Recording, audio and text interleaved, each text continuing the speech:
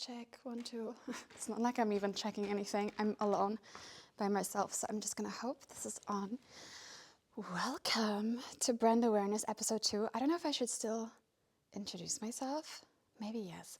I'm Brenda Weischer, a fashion writer, consultant, influencer, and I also collect vintage designer. I'm a little bit out of breath because I was doing this like setup and then I'm in a bit of a rush, so I'm really sorry I'm not a very active person, so running up the stairs up and down one time did it for me. If you're watching this on video, I'm in my friend Johannes' studio, which is so nice. It's like my little calm space because I didn't want the second episode to be in my house again.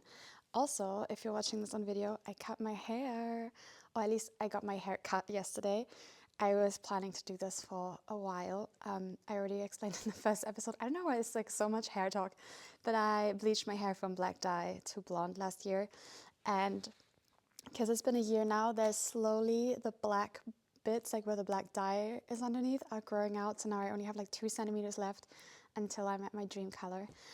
What else is going on? It is a Saturday morning. It's like 9:50 a.m. and I just drove here. I'm in Kreuzberg right now. I drove here and I drove by like the clubs and Berghain, and it's so funny that it's so normal in Berlin at like a 9:30 a.m. on a Saturday. You see people like dressed in black just coming out of the clubs. Like I see people like getting into the taxis, and that isn't even late. I think late is staying up for 2 days. So you feel like, I don't know, it's very God complex, right? You're like, or at least for me, I'm like in my car, sober, ready to like tackle the day, and people are still out. Anyways, it reminded me, like, I don't know when I went clubbing the last time.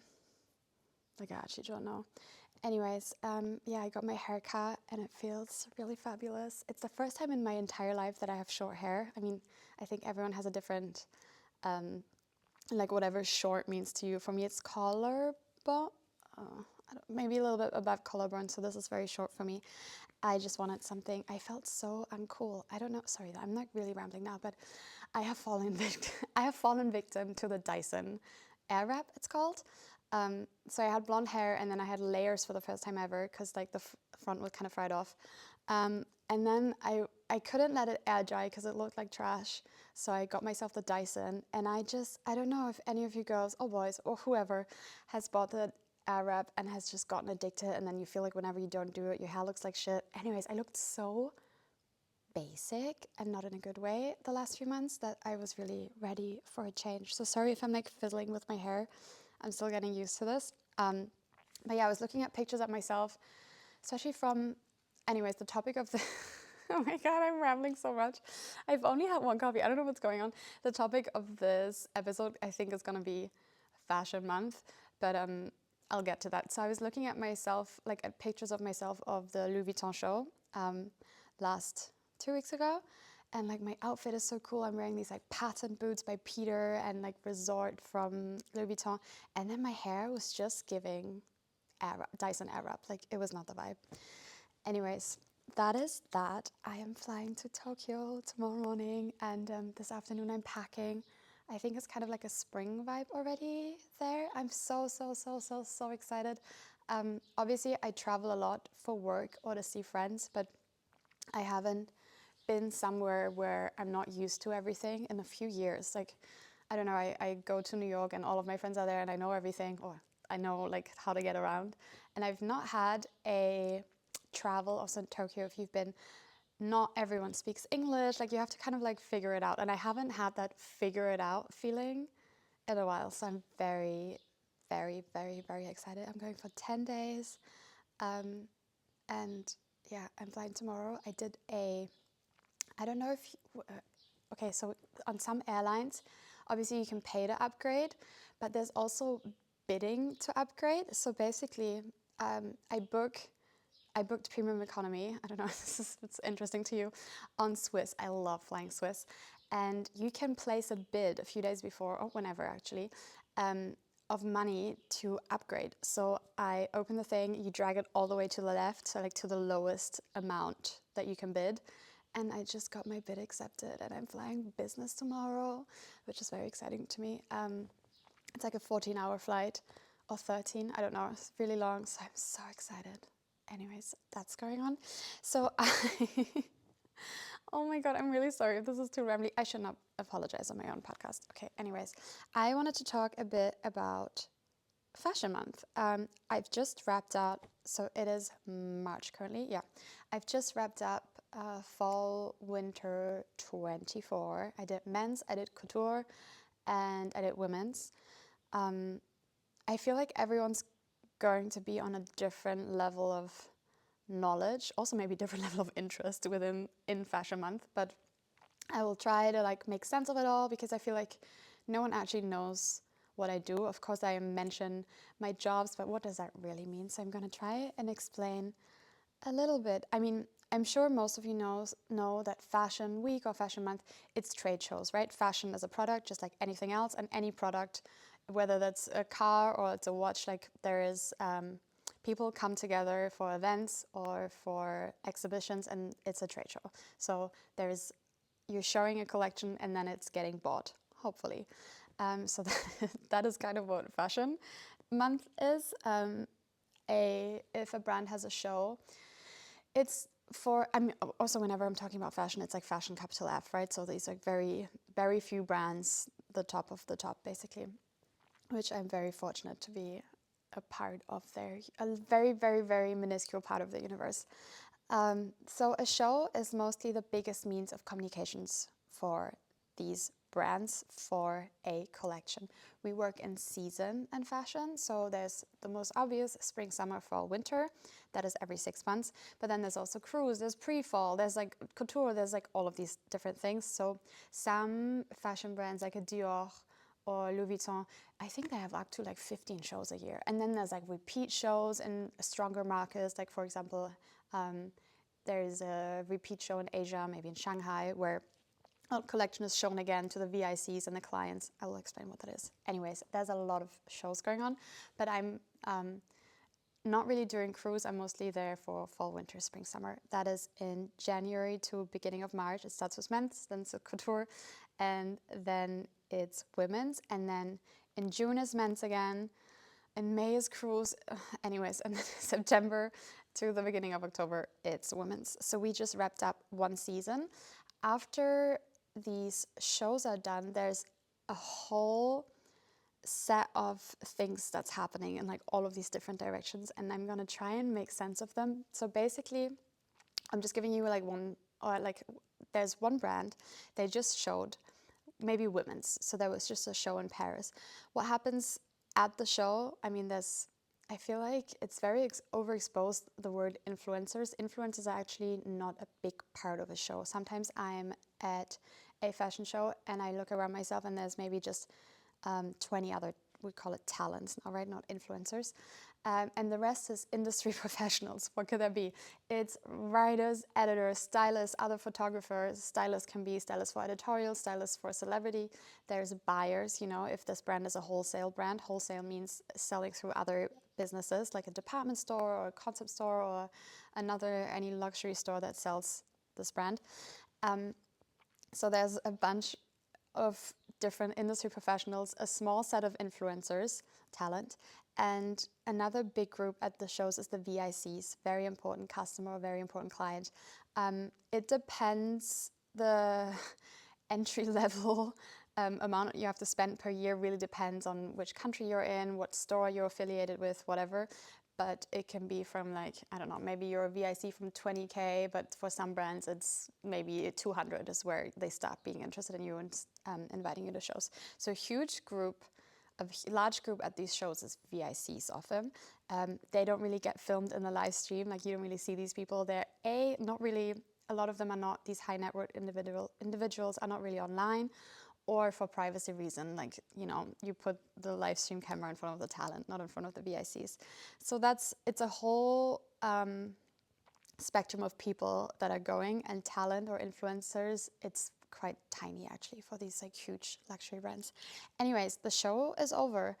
Then there's two sides. There's press and then there's buying. So buying means, you represent a huge and e-tailer, like you're at Nordstrom, for example. The Nordstrom buyers will then have their buying appointments. Some can be online. You just get the lookbook every brand, like Kering, LVMH, they all have different online like forms how you buy. Certain brands, I don't know, it depends on budget, it depends on your market, but the buying happens usually after the show is done and brands do their real life showrooms or online.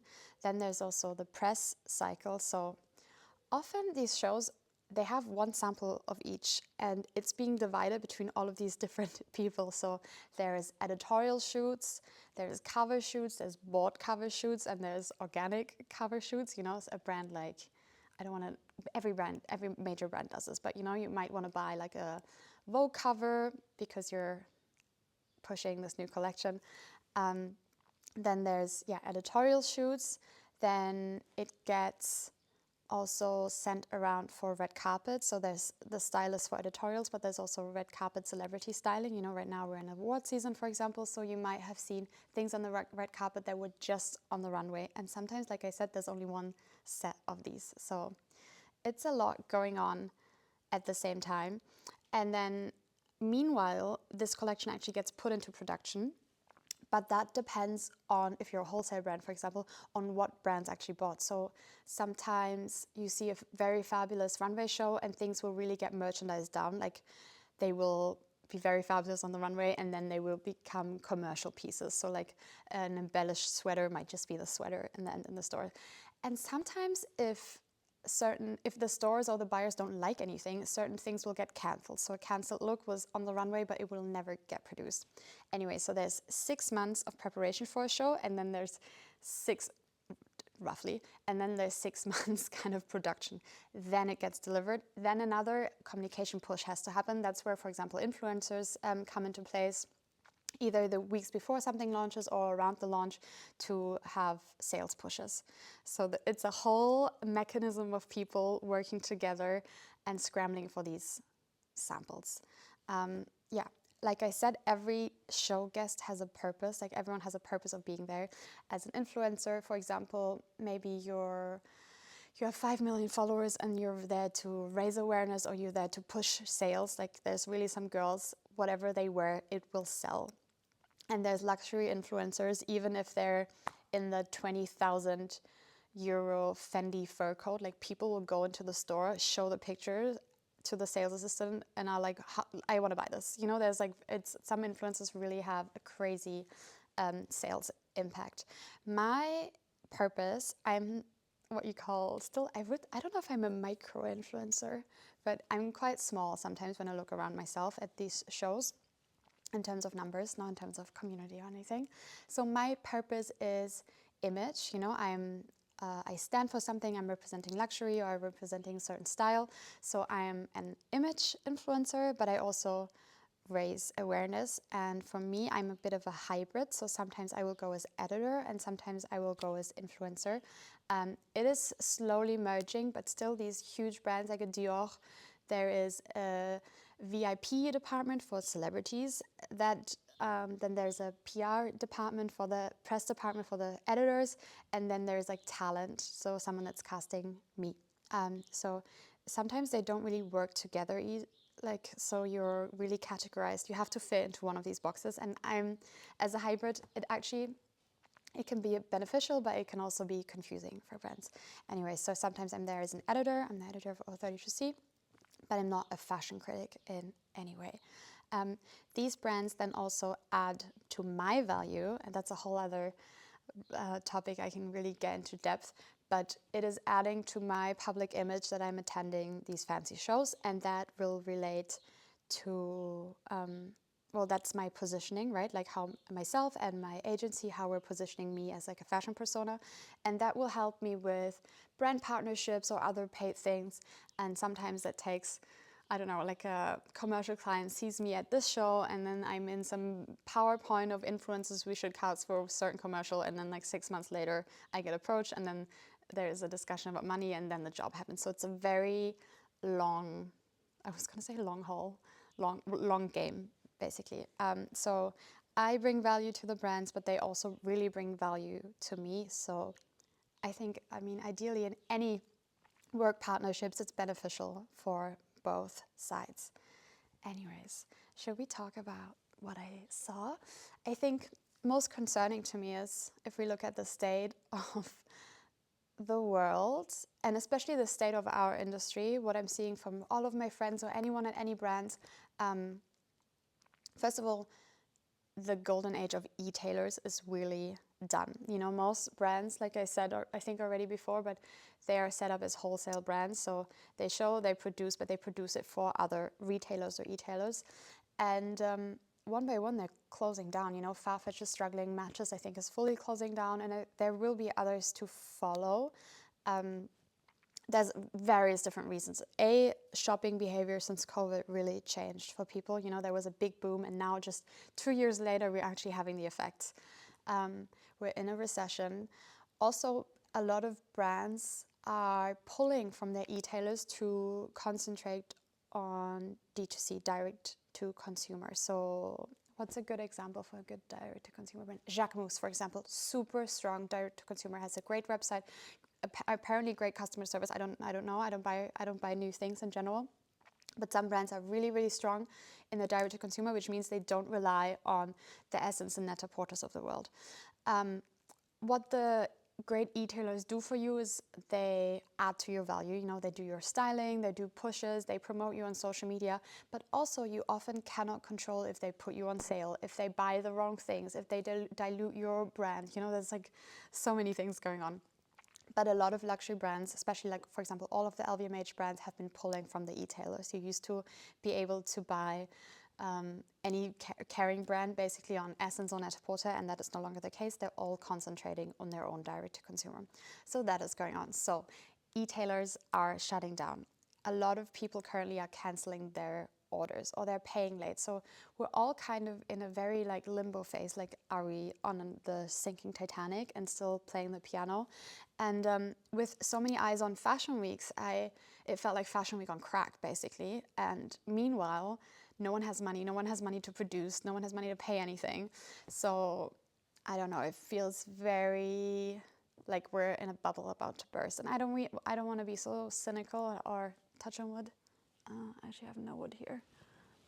I mean, under the carpet. I just knocked. Me predicting the downfall of fashion. So it was very strange to see that there's almost no reaction to what's happening, not just in the outside world, you know, the news are fucking terrifying, but within our industry, it felt like we're in the sinking ship, but everyone's like, bigger show, more music, more models, more advertising. So I don't know what's going on there. I started my fashion week with Paris Men's. I think one of the highlight shows for me is always Rick. Maybe I can tell the whole story one day, but or in another episode, not one day. I don't know why it sounded so dramatic. I am very fortunate to be attached to this brand that is. I've been such a fan for such a long time, and I'm still a fan, of the clothes, but also of him. So I feel really grateful getting to go to the Rick shows.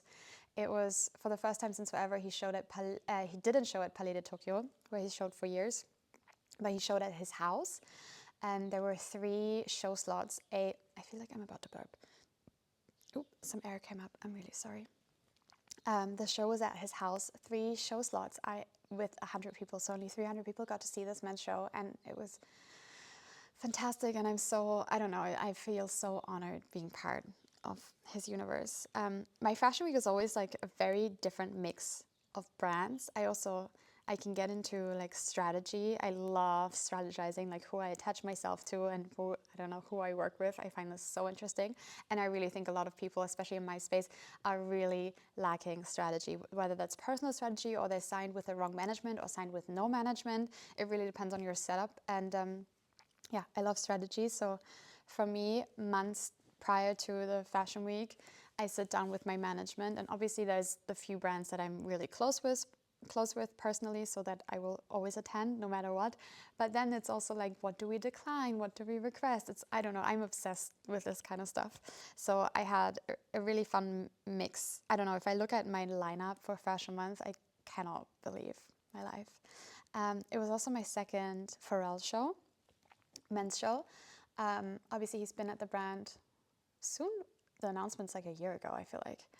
I went to his first debut show last June in Paris, and it was such an honor for me. I think Louis Vuitton in general, it is such a gigantic level of production, like to sit at a show that costs, I don't know, millions. I'm very sure it costs millions. So it's really very exciting to see, you know, sometimes the fashion isn't really for me, but it also isn't about that anymore at some of the LVMH brands, I feel like. So that was a huge honor. I did my first couture. So I used to never be able to stay in Paris for that long. Couture happens after men's, sometimes directly, sometimes with a like 2-3 day break. And I just couldn't, in the past, couldn't afford to stay in Paris for that long. I still find it ridiculously expensive. But Margiela, I did my first Margiela show last September, which was in Ready to Wear, September 2023. I had my first Margiela show. And the years before, Margiela showed during Couture, and I always had to decline my invite, always like 4 times. And I was so happy when John decided to be on the Ready to Wear schedule. But then afterwards, the team told me we're showing in Couture again. And I was like, I mean, I've attended one Margiela show now. And once you do that, you cannot really go back because it's so amazing. And so I extended my trip just for the Margiela show. I decided to do Couture, and it was also on the last day of Couture, so it was very expensive to stay. But in hindsight, you know, I'm talking about the Margiela Couture show, and I'm still so honored that I got to go, because this is something no one can ever take away from me, you know. And I don't know if you want me to get into this, but I took a little bit of a risk with my outfit. I have gotten a lot more confident in the last year, like in myself, I've always been confident in my looks, but just, I don't know, I always felt like a bit of an imposter syndrome. I didn't fully want to dress up or show out when I went to the shows, because I didn't feel like important enough, or it felt like gimmicky. But I've really found my voice, and like I'm proud of my achievements. So for the Couture show, I really thought to myself, people would kill to be in my shoes right now, to have this invite. So I have to do everyone justice and like fully dress up. So I went with a naked option, pretty much. I had the Margiela mask on, which I never dared to do, because I thought in the past when I tried it on, like, oh, people are not going to recognize me, yada, yada, yada. But I did that, and it was really a big moment for myself, not only to be invited, but to be confident enough to like go half naked and like feel good about myself. And I remember the team told me, well, hi, if you're listening to this, a week before, like, there's a few seats at the show. The show is outside under a bridge. There's a few seats outside, like outside under the bridge, and the rest is like a tavern vibe. I'm sure you've seen the videos. You're gonna be cold, but I really recommend you, Brenda, to sit outside, because your view is gonna be insane. It's like basically, it's much more of a show experience, and we think you're gonna like it more. So I opted for that, and I was sitting there, barbecue sauce on my titties, and I was sitting there, and it was really cold. The show was late for obvious reasons, you know, the corsets and all of that stuff. And I was almost, not ungrateful, but I caught myself slipping. Like, I was so tired. It was the end of a long fashion week for me, men's and couture. And I was like, I'm tired. Like, I just want this show to start. And I was like almost complaining to myself. Anyways, my friend who works for Pat McGrath texted me from backstage, and the text just goes, bitch, dot. And then another text, bitch, dot, you're gonna die. So I read this text, not that I didn't think I was gonna die about this show, but I read this text and I was like, okay, this is gonna be major, like, get your shit together, Brenda. I closed my eyes, meditated for the next like 10 minutes, like not even talking to my seat neighbors because I was so cold. And then the fog started appearing, and I saw the outline of Leon Dam with the corset. I'm getting goosebumps. It was, I think it's hard to put this show into words, but I'm really losing my words here. It was so, I've never seen anything like it. I've never seen this artistry up close. Also for Pat McGrath to get this major moment, she's so deserving of that, because I think she's the most important makeup artist of our time, in my words. Pat McGrath, if you don't know, she's responsible for the most major moments in the last 20, is her career maybe 30 years long? 40? No. I think she fakes her age on Wikipedia. Anyways, Pat, love her. I'm so excited for her. And yeah, she's responsible for any major cover, major campaign, major runway makeup looks. So I think she really deserved her flowers there. And yeah, it was just, I've never experienced a show like this, and I'm super honored to be attached to a brand that I really love and to feel appreciated, you know, because it's not a lot of people, it's not a big show in the end. And yeah, I feel really, I don't know, I cannot believe I'm in the room. So that was amazing. My first couture show was actually Dior, a few days prior. I got my invite actually only like the week before, I think. And it was a really cute moment because Dior is one of the, actually the first like major luxury, like big brand that recognized me and that invited me to their shows maybe 3 years ago. And I really appreciate their support so much to be this kind of like pioneer in like trusting in me. And then my second couture show was Chanel, which was, I mean, I don't know if this is embarrassing to admit, but I shed a tear when the bride came out. Thinking of like little Brenda who was like browsing through a Karl Lagerfeld book. You know, Karl Lagerfeld's kind of my fashion icon. As a German, it's the one name that people dropped. Like, this is a person that made it to Paris, and I never thought I would make it to Paris. So to be able to go to a Chanel show and Chanel Couture as my first ever, I mean, it was just a huge, huge honor. Then I had a little break, and then I went to New York for New York Fashion Week. It was Peter's second show for Helmut Lang, which was, I don't know, I can't believe I'm now going to my friends' shows. You know, that's insane to me. So it was really like a reunion, and going there feels, shows used to be, I mean, some still are, but super nerve-wracking for me. I didn't know anyone, no one knew me, I wasn't getting my picture taken. Not that that's important, but there were I have anxiety, so now stepping into rooms and knowing half the people there, I never thought that would happen to me. So the Helmut show was great. Casting was amazing. I'm so excited for Peter. Right now, his first collection is launching in stores. So yeah, I'm really, really excited. I'm seeing him in Tokyo, actually. So that was great. I also had my first ever Tom Brown show, which was so nice. It was on Valentine's Day. Like, what a perfect date for me. Tom Brown, to me, there's only a very few brands, to me personally, my personal opinion, that have community, where you go to a show and everyone is dressed in the brand, and not because they're getting dressed by PR, but because they love it. They're a collector, they're a buyer, they're obsessed. It's the same for Rick, you know. I have almost never in my life bought Rick at retail price. Like, I bought it on eBay and on Vestiaire for the cheapest price ever. Like, that's how I got to be part of this community. And Tom Brown to me is very much the same, where you go to the show and you see people that you don't see at any other show. People are in their own outfits. People have style. It's so, I don't know, something about uniform to me is so sexy. So I've been wanting to see a Tom Brown show forever. They are known to be very long and theatrical, and it was exactly that. Apparently it was one of his shorter shows. And I had the most insane seat in the middle of everywhere. And I got to wear a little Hector bag, the dog, you know, Hector, his dog. So it was really, really amazing and emotional. And yeah, the community aspect, I mean, it's the whole Roman Empire of mine. But to me, sometimes I see brands like Valentino, for example, such beautiful designs. But I look at the front row and it's the same influencers that sit at Fendi. And you know they've never bought a single piece, you know, ever. It's all gifted or all on. And I think if you can, I don't know, it's kind of sad to look at because it's so beautiful. And what's your community management? Like, if you just have to like gift everyone to be able to show up to your show, I don't know.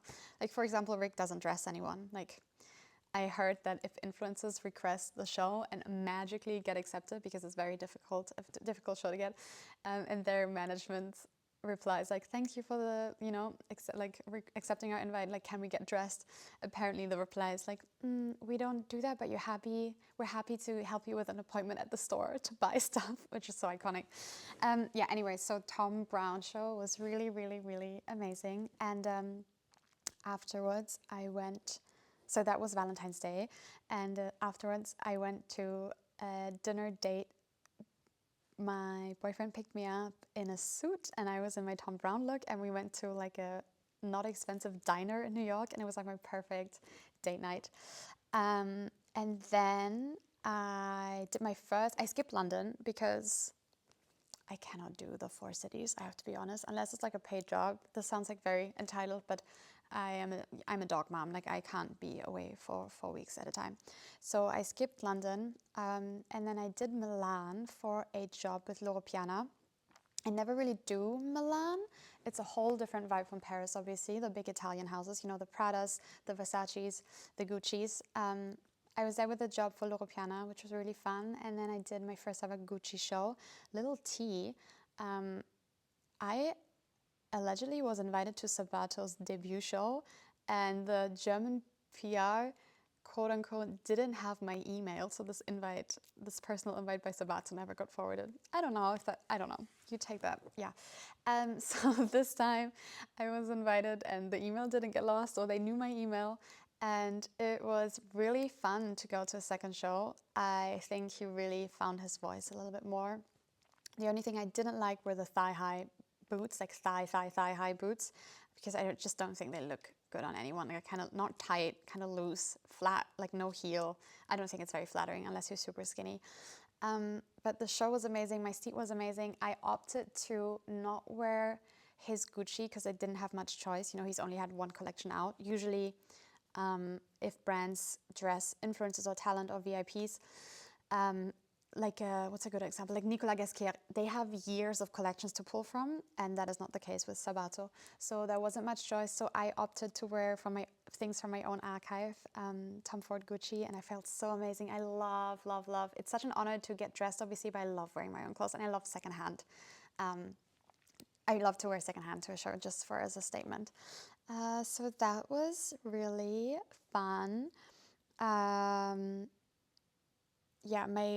I would love to, at some point, go to Prada show. I'm sorry, I feel like the burp's coming. Maybe this is not how I get the Prada show, by burping. So we're slowly starting a conversation there, but I'm very slow and careful with these things. I think I should do a whole episode on strategy at some point. Then it was Paris. I did the Dior show in a beautiful cutout dress, like leather laser cutout dress. I think it was like pre-fall 2020, some older collection.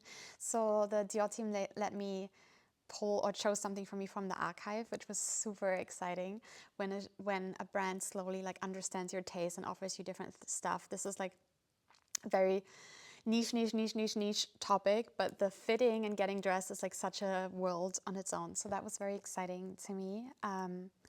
I did Rick at his house again. The Rick show was at his house, and this time, it was the women's show, and I repeated my outfit from the men's show, but I added a velvet veil from Peter's fall winter collection. So I was at Peter's showroom the day or 2 days before, saw this veil and begged him to give it to me. And like I said, I think I said this earlier, most brands, they only have one set of samples. So as he's going into showroom like sales with buyers, I'm like, please give me the veil. So I had to like bring it back like straight after because they were going into buying appointments. But yeah, thank you, Peter, for giving me the veil. I loved it. I felt like a cunty Dementor. I don't know. I hope you guys have seen the Instagram, but it was really a vibe, I think. Then I did Under Müller. Maybe I should do a little gossip session here. So Stefanos, the current creative director, his first show was last September, but my best friends got married on that day. So I had to leave Paris Fashion Week, go to Austria for a night to like attend my best friend's wedding. Whole other story, but yeah, I love them, and it was obviously, that goes above any career things when your best friends get married. So I missed his first show, and I was always quite close with the brand Under Müller. I wear the boots all the time. I also pride myself in really converting sales for them because I know a lot of people get interested. A lot of my audience got interested in the brand because of me. And when the last creative director signed or got announced, I was one of the only people in the Andy community that I was like, let's give this man a chance, simply because I don't want the brand to die, not because I like his designs. Anyways, I thought I was being nice. So a show comes around, this is like September, a year and a half ago, his debut show for the last creative director, and I was not invited. And I was always very close with the brand, like even when I was a much smaller influencer, I was always head to toe in runway when I got invited to the shows. Amazing seat. Like one time I sat next to Cher, like whole nine. I was really close with the brand. And then this creative director signed and I was out, like just like that. And that is okay. I think PRs and creative directors, they obviously get to choose their own community and who gets and who doesn't get to be a part of it. And I was out and I was really bummed about it. And I don't know, I remember the show when it was his debut, like the last creative director, just being sad the night it happened in Paris. And there was like a dinner after. Anyways, I was just no longer invited. And I didn't say anything publicly. I obviously complained to my friends that I was sad, but I never said anything. And 6 months later, that guy is fired.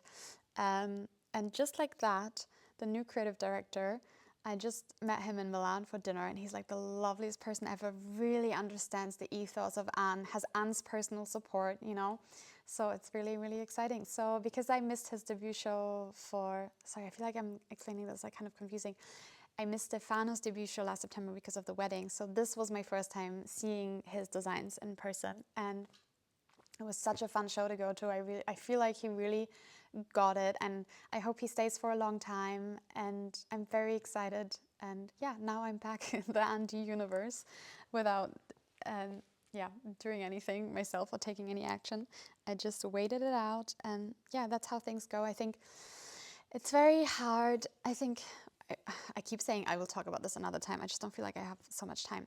It's hard to not take things personally in this industry, especially as my business is myself, you know? Sometimes you get declined, sometimes you get the best treatment ever. And same with work, I try to really only attach myself to the brands that attribute to my value and where it's balanced and where I feel appreciated as much as I appreciate them. Because there will be a PR or a brand that will tell me you're not worth more than gifting. And then there will be another that's like, here's 6 figures, you know? So I think it's all projecting, and I am aligning myself with only the brands and people where I feel appreciated and